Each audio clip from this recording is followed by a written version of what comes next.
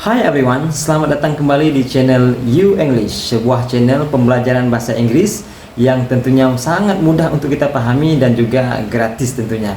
Nah, pada kesempatan ini kita akan membahas tentang simple past. Nah, simple past ini sudah sering kita dengar, sering juga kita gunakan, namun kadang-kadang lupa bagaimana cara menempatkannya dengan baik. Nah, setelah Anda menonton video ini sampai dengan selesai, dipastikan Anda akan mengetahui bagaimana menggunakan simple past dalam kosakata pembicaraan bahasa Inggris.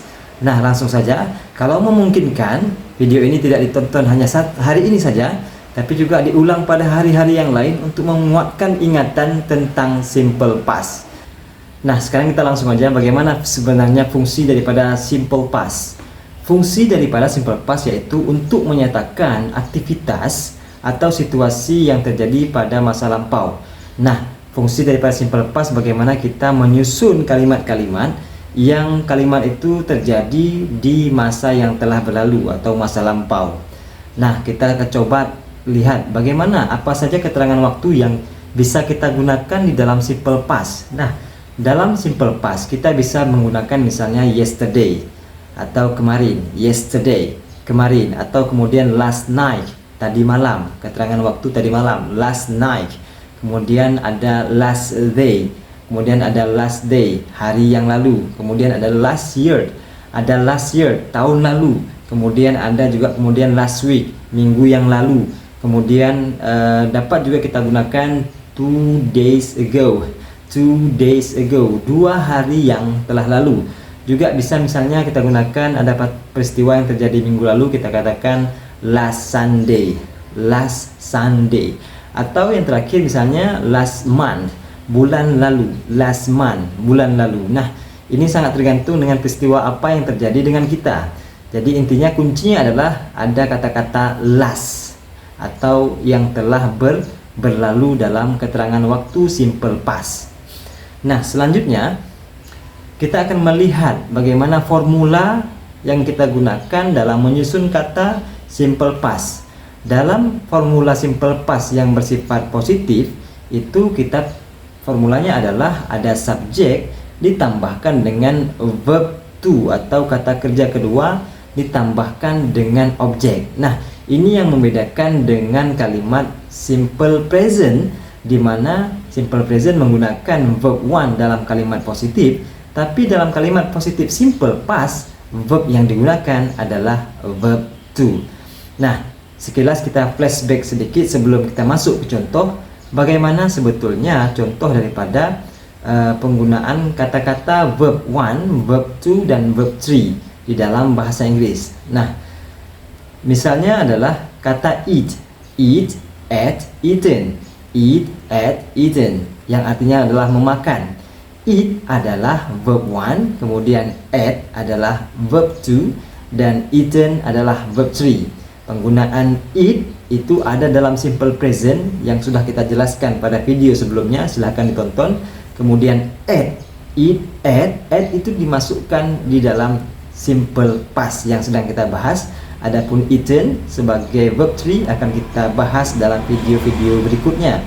Nah, kemudian ada cook, kata-kata cook, verb one-nya cook, memasak. Kemudian verb two-nya adalah cooked, dan juga verb three-nya sama, cooked. Nah, di sini kemudian artinya adalah memasak. Nah, cook adalah verb one, cooked yang ada ed-nya, cook tambah ed itu adalah verb two, dan sama dengan verb three-nya yaitu cook ditambah dengan ed. Nah, contoh lain misalnya ada swim, swam, swam, yang artinya adalah berenang. Swim, swam, swam. Swim digunakan dalam kalimat simple present, swam digunakan dalam pembahasan kita ini yaitu simple past, dan swam itu dibahas dalam video-video yang lain yang artinya adalah berenang. Kemudian ada contoh yang terakhir misalnya buy, bought, boat. Buy adalah verb one, bought adalah verb two, dan bought adalah juga verb three yang artinya adalah membeli. Dan kalimat buy, bought, bought atau kata buy ini sering sekali kita gunakan dalam kehidupan sehari-hari karena setiap harilah kita ada melakukan pembelian, penjualan ya, sehingga sangat sering kita aplikasikan dalam kehidupan kita. Nah, kita balik ke contoh kalimat bagaimana penggunaan formula daripada simple past, yaitu subject ditambah dengan verb to ditambah dengan objek. Kalau mau nanti tambah lagi dengan keterangan waktu untuk melengkapi kalimat kita. Nah, di situ berlaku untuk semua subjek. Ya, subjek itu apa? Itu sudah kita jelaskan pada video sebelumnya, yaitu I, you, we, they, she, he, dan it. Nah, silakan tonton pada video sebelumnya. Kemudian contohnya adalah I bought a book last night. I bought a book last night. Saya membeli sebuah buku tadi malam. Saya beli sebuah buku tadi malam. I adalah subjek, bought adalah verb to, kata kerja kedua daripada buy. Kemudian book, a book adalah objek, dan last night adalah kata keterangan waktu. Contoh yang lain misalnya dalam menggunakan orang ketiga tunggal, yaitu he bought a book last night. He bought a book last night. Dia laki-laki membeli sebuah buku tadi malam. Nah, sampai di sini bagaimana, clear kan? Nah, kita lanjutkan lagi dengan kalimat negatifnya. Nah, kalimat negatifnya agak sedikit berbeda dengan kalimat positif. Yang pertama sudah muncul sebuah kata did not, ya, karena kita mengatakan tidak.